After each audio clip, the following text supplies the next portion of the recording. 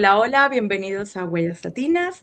Más que una organización, somos una comunidad apasionada por las actividades al aire libre.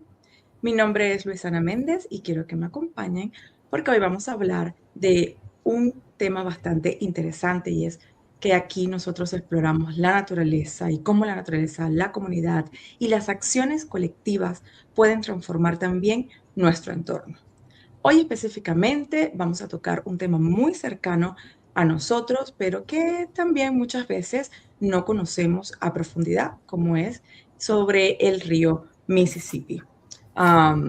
Este río que hoy vemos, ¿verdad? Que es un espejo y es un reflejo de recreación, de belleza, de conexión, que atraviesa muchas de nuestras ciudades e incluso todo el país. Hace mucho no tenía esta función. Era un lugar que estaba contaminado y que incluso era muy peligroso. Hoy nos acompañan dos invitadas bastante importantes. Una de ellas es Casandra Champion. Ella es de Principal Environmental Scientist en Metropolitan Council Environmental Services. And also Abby Moore, quien es de Outreach Program Manager at the Mississippi Watershed Management Organization. Y ellas están liderando un proyecto bastante importante llamado Sacred Water Shared Future Campaign, porque ellas están concientizando sobre toda la historia del río Mississippi, lo que pasó hace 100 años, lo que se está haciendo ahora, lo que se quiere hacer en el futuro. Entonces vamos a hablar con ella, vamos a conocer este trabajo, la historia, lo que es importante y vamos a conocer cómo nosotros nos podemos involucrar en las actividades, en este proyecto y lo que está pasando. Las preguntas las vamos a hacer en inglés, so we will ask the questions in English, the interview will be in English. But I was sharing a little bit about the project, talking about both of you, the role you have in both organizations, how important is the information we will talk today, because the Mississippi River 100 years ago was different, how it looks like today.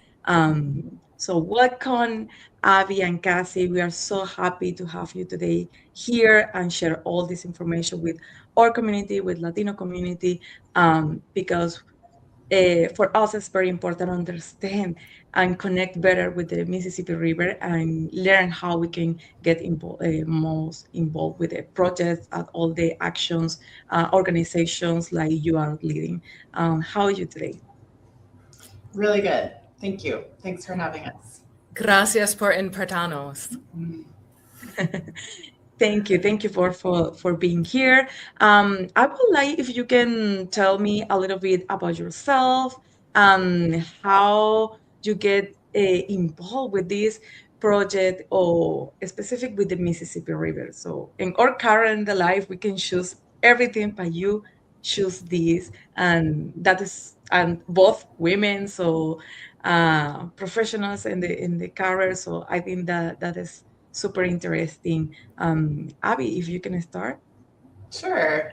So I'm Abby Moore. I'm the outreach manager at the Mississippi Watershed Management Organization. I've been here in this organization for just about 10 years, working really specifically on Mississippi River water quality protection and managing that through watershed management. And I came into this work, I've actually been involved in education and environmental education specifically for a long time, for my whole career. And before I was at the Mississippi Watershed Management Organization, which I'm going to call MWMO from now on because it's shorter.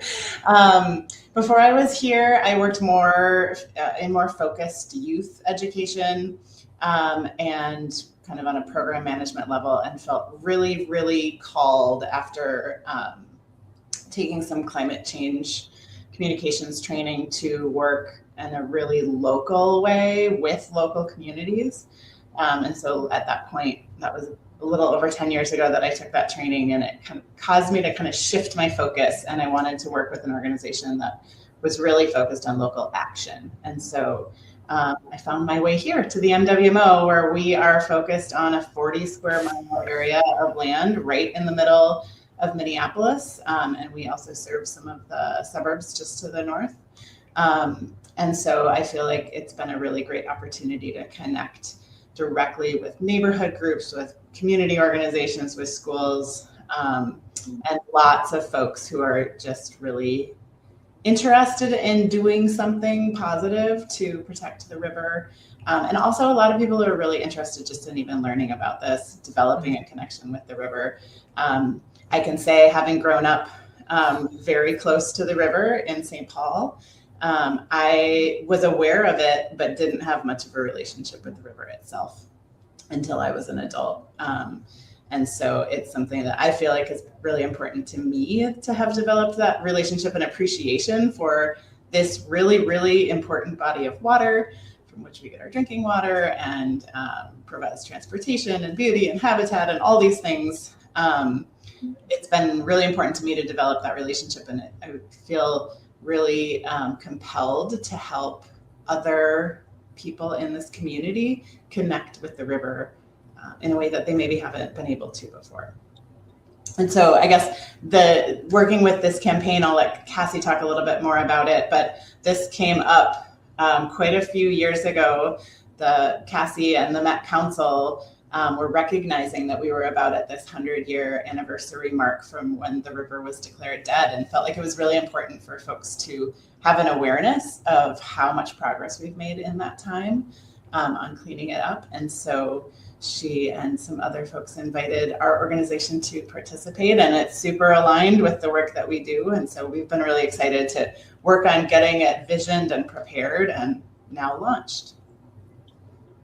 Thank you, Abby.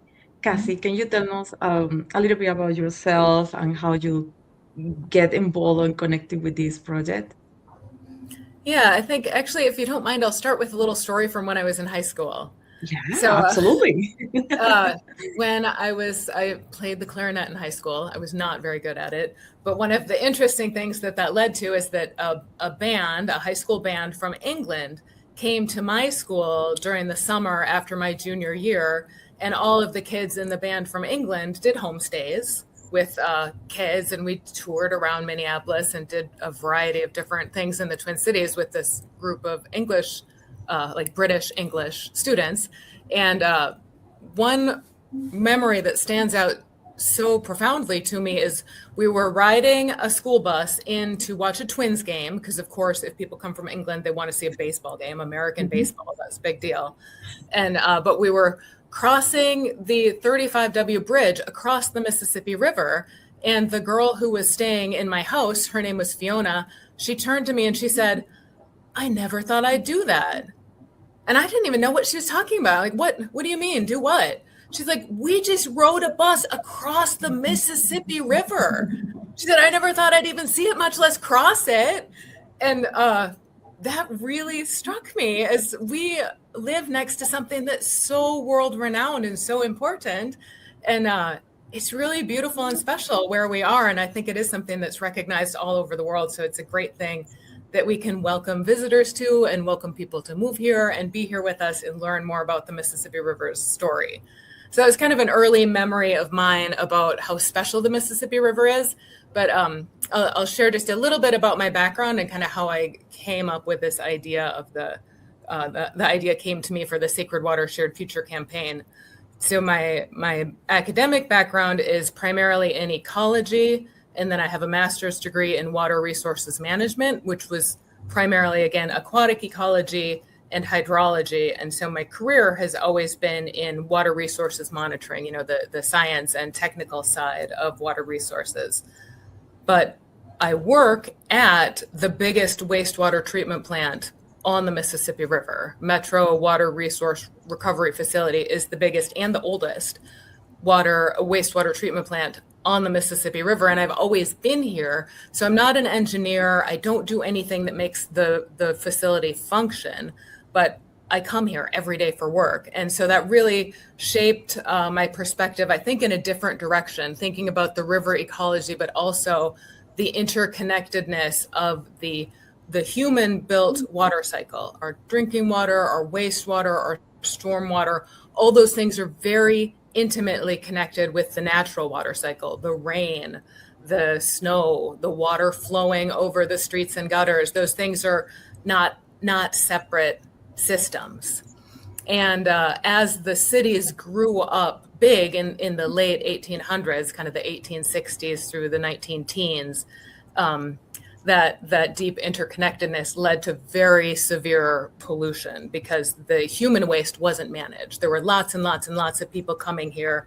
Sewers were built pretty early on. By the 1890s, there were a lot of sewers, but those sewers brought the human sewage directly to the Mississippi River, completely untreated.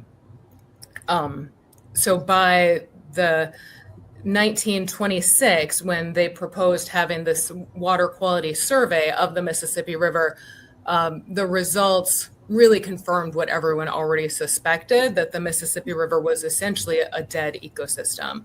And that would not have been subtle to anyone visiting the river. You would have smelled it. You would have seen mats of sewage floating on top. You would have seen methane gas bubbling up through the water surface. Would have been very smelly.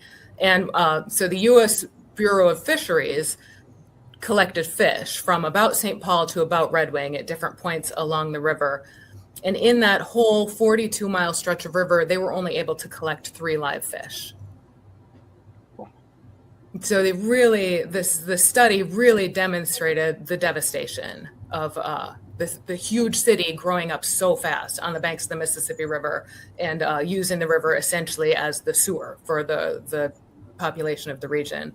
And the response to that 1926 study was to develop a wastewater collection and treatment system, which eventually became a Metro Water Resource Recovery Facility, which is where I work. So that story has been in the back of my head for my whole career. But as this 1926, is like the centennial, that year started coming, I started having a sense that this is a really big story that's so important for our whole region, and it deserves a really wide audience. I didn't want it to just be like a little bit of insider trivia that I shared and talked about with my coworkers. I wanted it to be a lot bigger than that.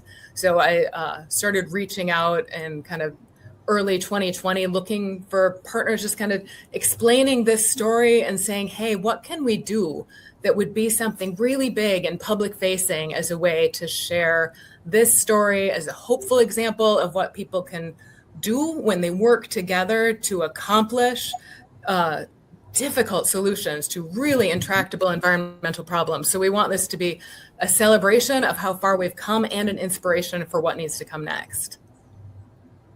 Yeah, definitely this work, the collective work is very inspirational.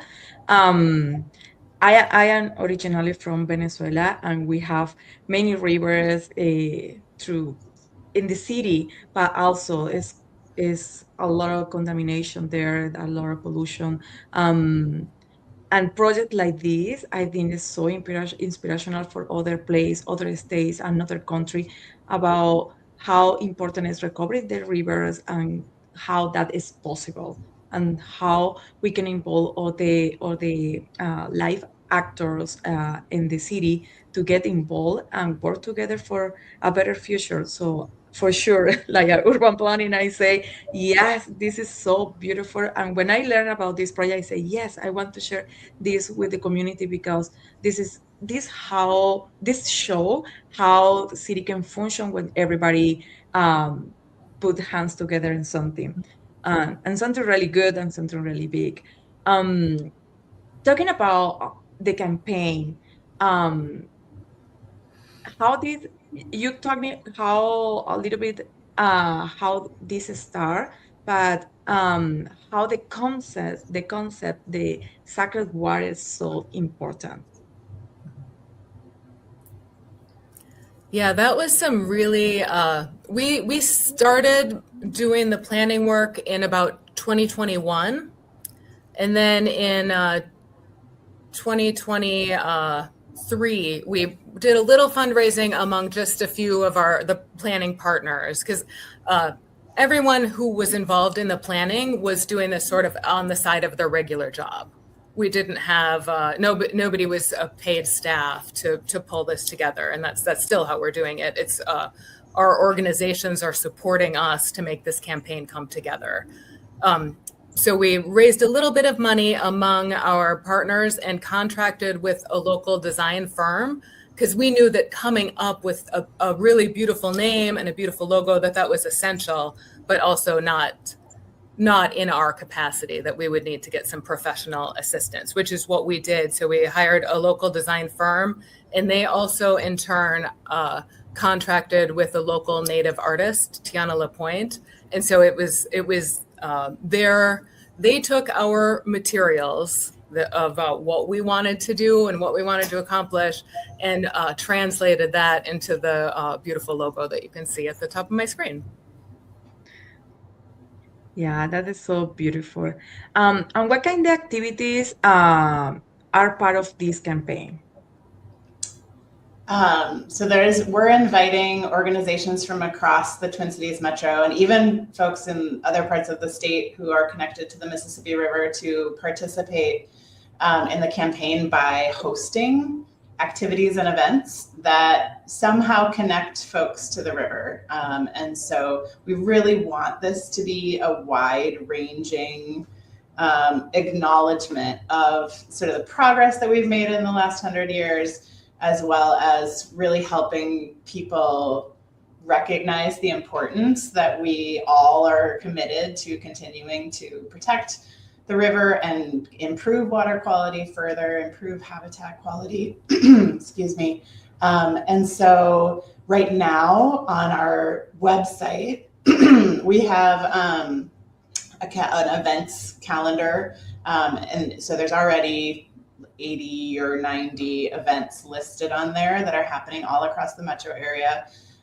They are anything from paddling, whether it's canoeing or kayaking on the river. There are art exhibits that are connected to water and the river. There are lectures, workshops, really a lot of things. Because the river is so central to our region, a lot of different kinds of activities can be pretty easily connected to ways that we can impact the river. And so we would love it if anybody listening to this who is involved with an organization that hosts any sort of like outreach or community activities, if there's something that they want to do that is a way to recognize this campaign and be part of the campaign, we would love it for them to list those as part of our campaign. And so there's information on our website, which we can share the link, I think, but sacredwatersharedfuture.org is our website.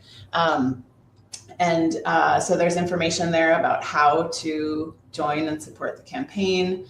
And you don't have to host a workshop to be involved. There's tons of events. And so you can just click on the events tab on there and see what's going on, see what sounds interesting. Our hope and intention for this campaign is to be inclusive of everybody who lives in this region as possible. So part of the hope is that by kind of casting this information out far and wide, that we'll get participation of all different communities. Particularly for the audience listening to this, we would love to have Latino involvement. We'd love to have Spanish-speaking events as part of this. And so we're happy always to help answer questions or even give thoughts on, what would make a great Sacred Water Shared Future related event, or how people can share information. Again, our website is a great hub for more information about the history of the river, other things that are going on. We've got lots of communications resources that we're sharing. So even if you don't host an event or want to attend an event, but you want to share this information, there's social media posts, there are newsletter articles. We've got lots of things linked in our partner resources on our website that are ways for people to be involved and share information. So really hoping to get as many folks in our region aware of this progress and of the importance of the river as possible out there. And then I guess the last thing, I don't think I really said this, but, I think what we're hoping with this campaign is that we can really help people develop a relationship with the river, and develop some sense of care and agency over, what's happening with the river. And so any kind of activity that helps foster that is welcome and encouraged. Yes, thank you. I think it's a great opportunity in many ways. Our communities and people and organizations can get involved with the project. So what message would you like to leave to the people who about their relationship with the water? So you say it's important people within this relationship, but why that is important? I love that question because water is so essential. It's taken for granted on a lot of levels. Our bodies are literally 60% water. And I live in Minneapolis, so my drinking water comes from the Mississippi River. I am, in a very literal, visceral way, 60% Mississippi River. It's just really hard to overstate how precious and important water is for us as individuals and for us as a community. Water is usually used as a metaphor for something that is important, but what's the metaphor for water? There isn't a metaphor for water. Water is the crucial, important, necessary element of our life together, our life and our shared life together. Yeah. I also think that Cassie's story at the beginning of this podcast was such an important illustration of the relationship or lack thereof that so many of us in the Twin Cities have, because the river's just always here and we don't always think about it or recognize what an important entity the river is. And so that focus on building a relationship is just starting with the noticing and the understanding of wow, all the things. This provides our drinking water. This provides all these different things for each of us, but we have to take a little bit of time to notice it. And then also just the understanding of without care, we live in this space. We live next to the river. Everything we do impacts the river. And if we aren't aware of that, then we can end up in a space like we were in 1926, where the river is so polluted that nothing can survive in it. We certainly shouldn't be drinking it. And so I think really just recognizing that it's here, that it's important, that it's beautiful, that there are so many great things that it gives to us. And because of that, we also need to give back to it by caring for it. So really important reasons to work on that relationship between each of us and the river. Great. If the river could speak today, what do you think it will say to us? That's a great question. I think that it would say something on the order of, thank you for caring for me and please don't leave me. I think that there's a recognition or there's an importance for us to stay committed to this work. The water quality and the habitat in the river is not perfect. It's better than it was, but we know that it's important for us to stay committed to the work and make sure that people understand the importance of doing the work and the importance of everything, policy, actions, and also just nurturing that relationship and practicing enjoyment. I think a lot of the activities that are part of this campaign of getting out on the river, of doing art by the river, of learning about it, about sampling water and learning about what's in it, doing cleanups, all of these things are ways for us to connect with and enjoy this beautiful place. Yeah, that's a great answer. I think, come see me. Maybe that's what the river would say. Come see me. Yeah, thank you. Thank you both for being here, for share all the work you are doing and all the important about the care about the Mississippi River and how all the people, organizations, and communities can get involved. This is, yeah, I really appreciate all this conversation, and I think we are in the a very good stage to share all this information out, they speak out with different communities to get involved too. Switching in Spanish, so, una de las cosas más poderosas que hemos conversado hoy es entender que lo que hoy vemos como el río Mississippi no era así hace 100 años y que eso es gracias a la acción colectiva de muchas personas. Y también es un recordatorio de que la salud o la calidad de este río no está garantizada y que se necesita de algo más, que es el trabajo que podemos construir todos juntos para garantizar un mejor futuro de este río y que sigamos disfrutando de él.